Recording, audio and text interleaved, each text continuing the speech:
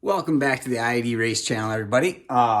Today we are going to be doing some unboxing, as well as I did get my new gear set for the ring and pinion on the Drag RX-7. So we chose to do 430 gears for the rear, which is actually the same gear ratio that I have in the convertible. Seemed to do fairly well with the gear ratio that the TKO 600 did. Since it's the exact same gear ratio in the TKX transmission, figured that's going to probably be the best bet to go to have a good starting point. Maybe we'll go to a 410 or a 450, who knows, but we're going to start with the same 430 in the new solid axle. But today we got some strange boxes, not funny strange, but strange engineering. And we're going to go through what we got today and hopefully be able to put some axles in the rear end as well as some tires on, just to kind of see what we look like in a mock-up for our wheel fitment. So let's get to it. Right.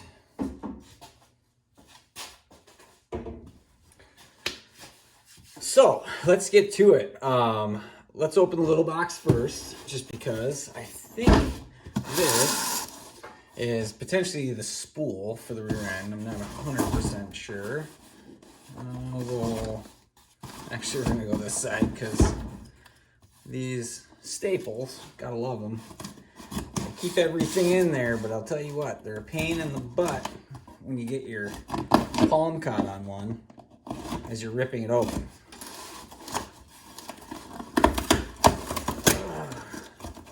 So from my understanding, a lot of guys use spools. I use a spool even in the 8.8, the independent rear suspension 8.8 that I have in the convertible. So this is a strange 8.8. Nice looking piece. And I know you can't see it, but definitely a lot bigger, right? So instead of 31 spline, which is common, we're actually going 35 spline. Main reason is because it costs the same. So 31 spline or 35 spline, there was no cost difference. So I was like, well, just go with the 35. So kind of future-proof ourselves, but man, those are gonna be some big axles. I'm gonna have to grab a tape measure just to see what the diameter of that is. All right, so I think this guy is, what do we got?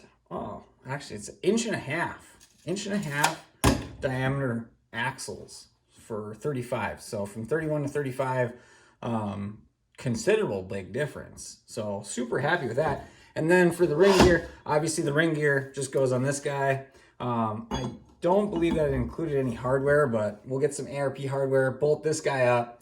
Basically an 8.8 is just basically an 8.8 inch ring gear. So you have your 8.8, your 9 inch, I think they have like 7.5 or whatever inch ring gears, and that's basically just the size of it. So this is an 8.8 inch ring gear. So that's what this guy goes to. So yeah, really nice. Everything bolts on the way it should, or goes on the way it should. Haven't bolted it up yet, but we will get there. So that's pretty straightforward, easy. This, I'm not sure what's going to be in this box. I mean, if it's just axles, this thing is super heavy. All right, you're going to see it before I do. Whoa, boy. All right. All right. Oh my God. Those axles are massive. Oh my God. Wow.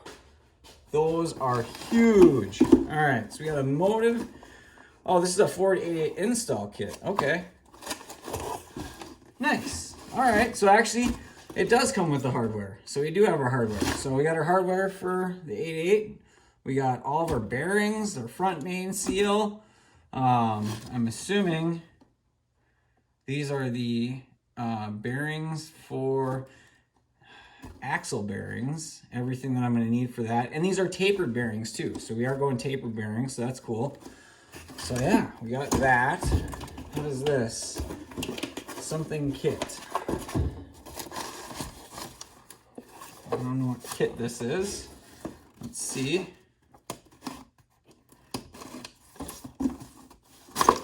So the main thing that I want to do, oh, okay, so we got the stud kit.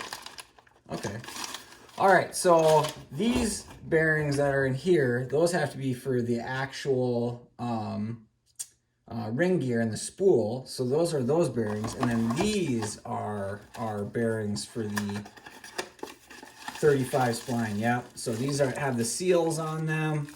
And then these will actually get pressed onto the shaft of the axles themselves. So we'll have to do that as well. So, I mean, the main reason why I want to get all this done is to at least be able to put the tires on for you guys and just be able to see, even for myself, what kind of tire fitment that we have. So looks like we got some studs as well. So these are 1/2 inch by probably 20, 1/2 inch by 20. Yeah. So got 1/2 inch by 20 studs. Those will just thread right in there. But let's take a look at one of these axles, because wow, these things are massive. I cannot believe how big these are. Give me one second, let me grab a pair of snips. All right, got our snips. We'll just snip these zip ties off so we can separate these two. Oh, wow, I am impressed by all you guys running 35 spline axles and have been for a while. Look at that girth on that thing. Oh my God.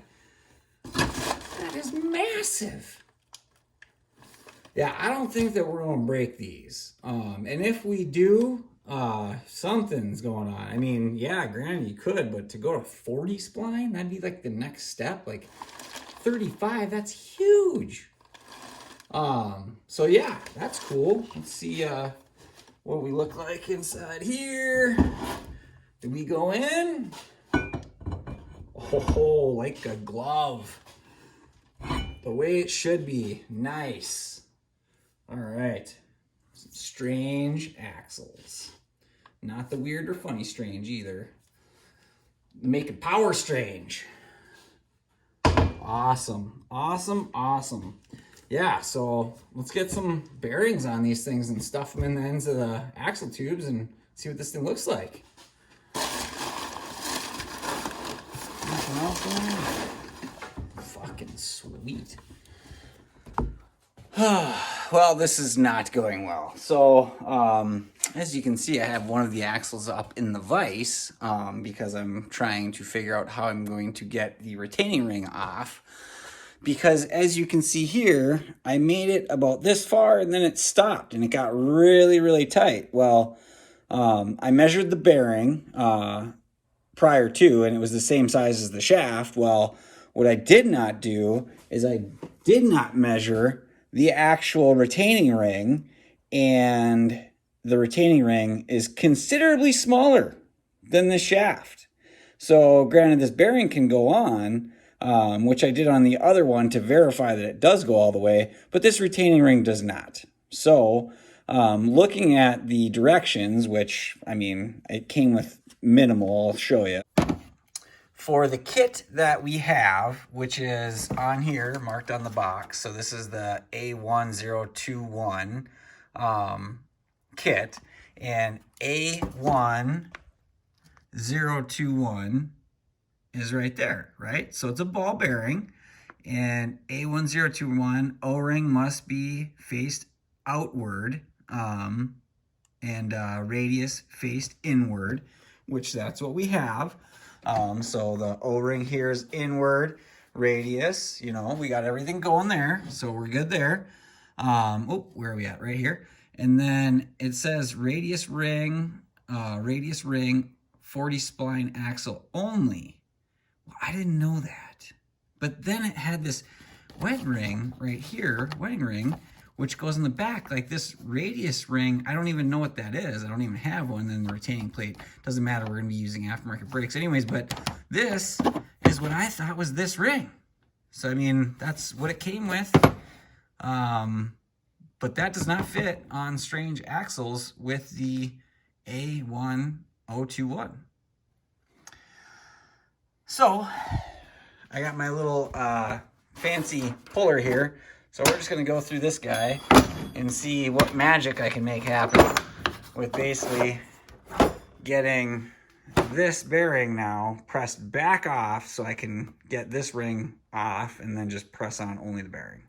But I did press on this bearing, so you can see, I mean, it does go all the way down. So the bearing does fit on this axle shaft. So, I mean, that is right. It's just that these rings do not.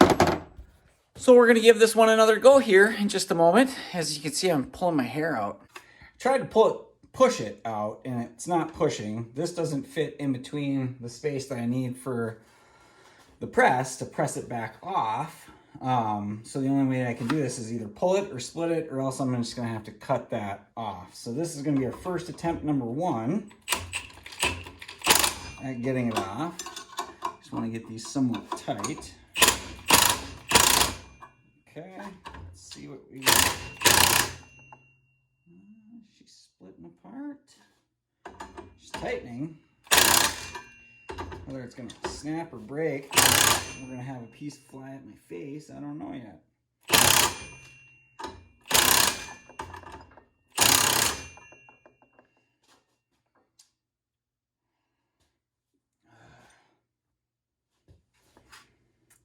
What next? What next?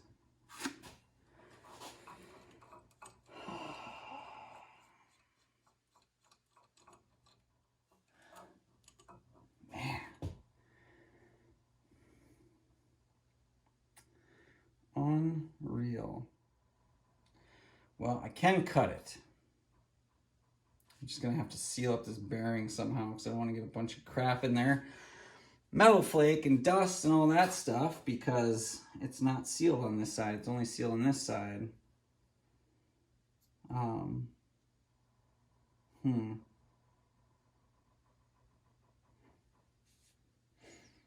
Yeah. I think that's going to be my option.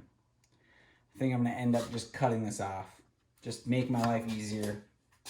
No more messing around. Just cut it off and be done with it. All right, so technically, I should hear this thing ting when it goes because generally with these, so to speak, there's a lot of pressure on this right now because it's trying to spread it. So as soon as I get through enough of the material, I'll either try to hit it with a chisel to try to ting it, to separate it a little bit to make it crack, because I do not want to cut into my brand new freaking axle tube because that would really, really set the mood off in a wrong direction. So I'm going to try to cut this at an angle and try to go that route. I'm probably going to spin it around that way. Or actually, I could probably just get it out a little bit further too because it doesn't need to be super supported in there. Just got to be able to get a nice cut like that, just across. Basically, I'm just going to cut it acrosswise so I don't cut into my new bearing. I'm going to try to save this bearing.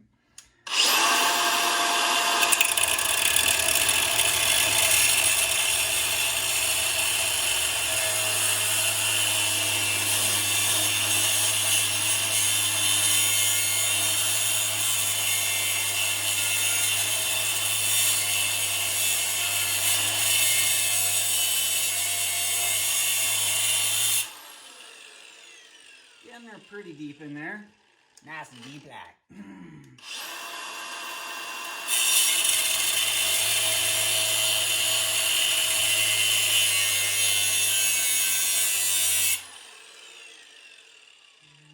Alright, get in there.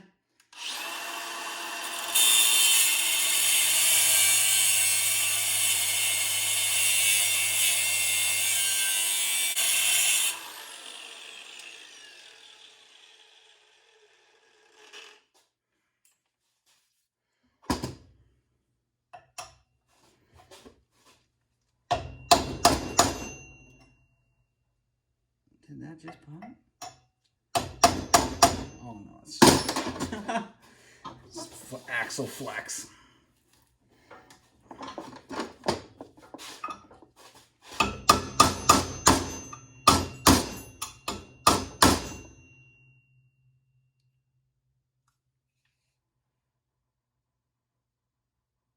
Oh, I think she's cracking.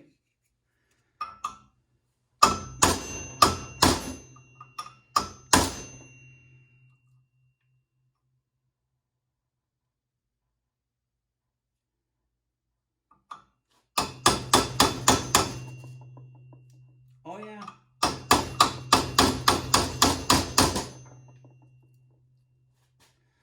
Oh yeah.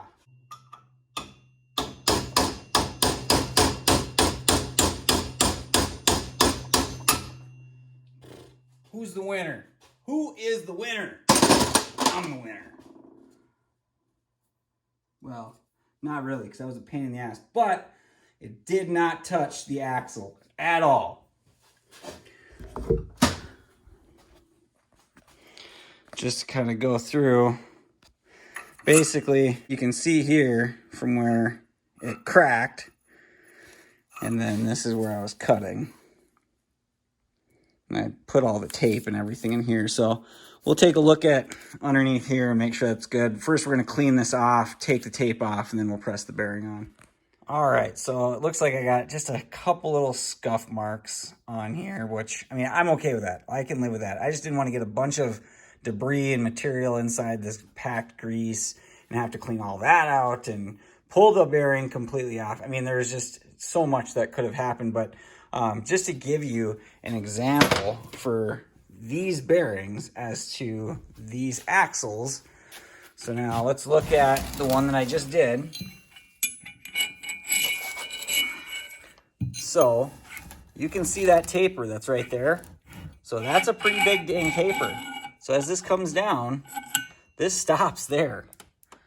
So that whole taper, this whole section, it don't go on there. These cannot fit over that at all. So that's a no-go. So just an FYI, 35 spline axles, when you use these roller bearings, don't use these guys. Not a good idea. It won't work.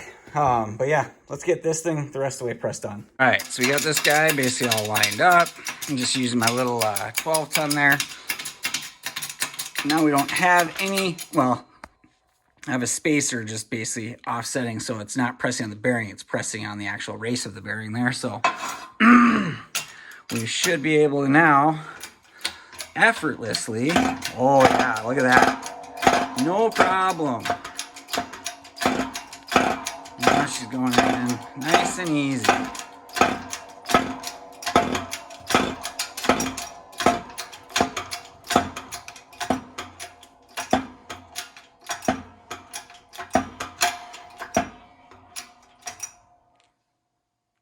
I like that.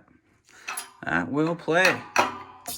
All right, so the next thing that we are going to do before we put the axles into the 8/8 housing, we're going to throw some studs on them, and might as well just get that out of the way and done. This Strange kit did come with all of our studs and then our washers, which the washers half went on the ground, so that's great. But we'll see what size these are. 17? No, they're 19. So I'll have to grab a 19 millimeter because we are going to run these boys down. Sweet. All right, we'll throw this back in here. Just to hold it. And on here, it's got the washer. So the washer we'll put on this side. Then we'll run them all the way in. And then at the very end of it, we will put some Loctite on. So the other thing we should probably do first, I'll grab like a wheel spacer or something just to make sure that the bolt pattern's correct. I'm pretty sure because these are 1/2 inch, drilled to 1/2 inch. You can put up to a 5/8 on here, which is great. It's already pre-drilled for 5/8. And these are, I believe, 4.5, which they better be because that's what my wheels are, 4.5. So, all right. 5 by 4.5. Why is that the tall one? What size is that?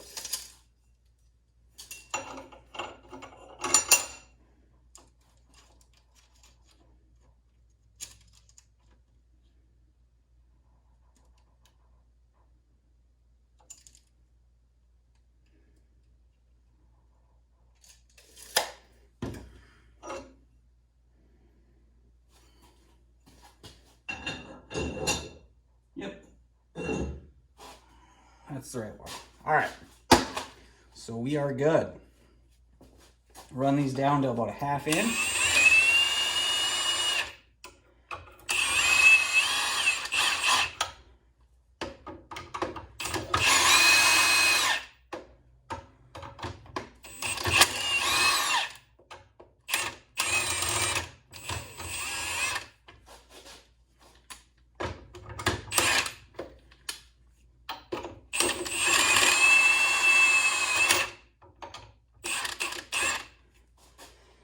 All right, and then on here, they want these torqued, I believe to 45 weight. Steel and aluminum, 1/2 inch. Where's 1/2 inch? 1/2 inch.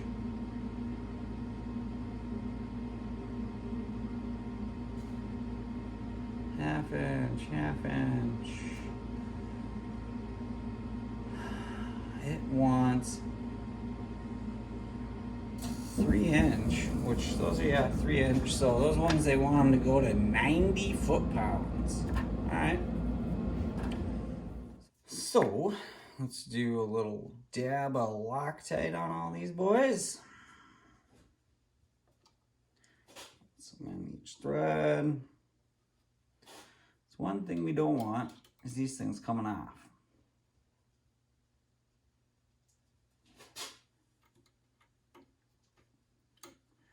But at the same time, I mean, if I ever need to take them off, go larger studs, go like, 5/8 if needed. Great, we can do that. But for right now, we're gonna make these suckers not come off. So let's just run these down and then we will torque them up. So 90 foot-pounds.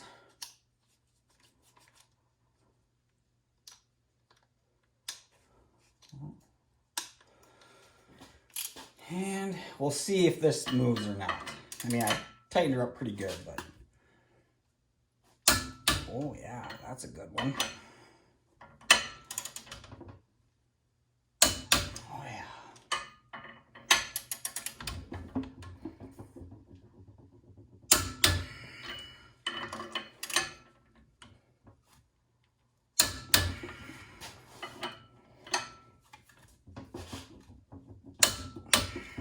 All right, there's 90.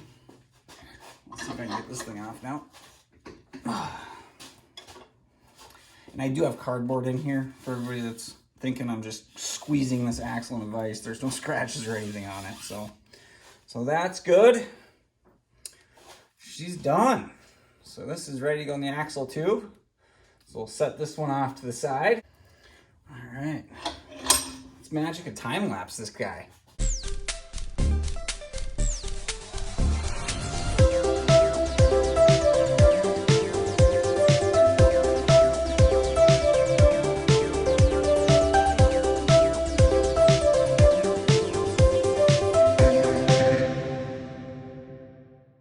We got axle bearings on, we got the studs on. Now it's time to throw it in the housing. Kato, what are you doing? You're in the shot. It's time to throw it in the housing and yeah, buddy, get out of there. It's time to throw the axles. Yes, you're a good boy. He's a good boy. It's time to throw the axles right here into the housing, and let's throw a tire on this guy and see what she looks like for clearance. I tell you what, couldn't have planned that better myself. That'll fit a radial real nice tucked up in there. Granted, these are the slicks, but I mean, they're about the same size. So going off of where the ride height is and everything like that, this is basically at ride height where the car would be sitting right here, right now. So if it, hits the tire just a little bit, it's got a little bit of room there. With that, I mean, I'm super happy with the fitment. Side to side, when we look at the wheel, looks great. Let's take a look at the other side. Yeah, on this side, we look good as well. I mean, it's nice centered in the wheel well, so that's good. Get out of the picture. So super happy with that.